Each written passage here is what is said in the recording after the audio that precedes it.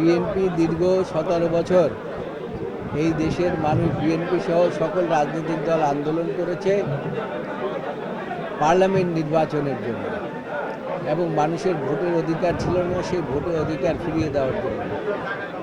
সেই জন্য দেশে অনেক আইন প্রণয়ন করতে হবে। এই আইন প্রণয়ন করার জন্য স্থানীয় নির্বাচনের আগে জাতীয় নির্বাচন অত্যন্ত গুরুত্বপূর্ণ।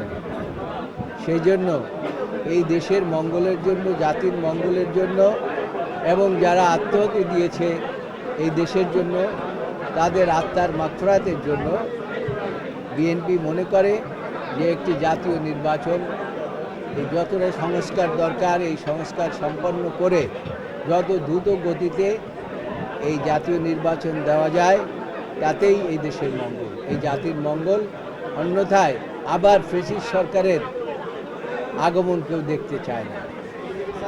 এই সরকারের অধীনে নির্বাচনে তো যাওয়ার জন্য সর্বপ্রকার সাহায্য সহযোগিতা এই সরকারকে দেওয়া হচ্ছে এবং এই সরকার ব্যর্থ হোক কোনোভাবে, সেটা বিএনপি চায় না।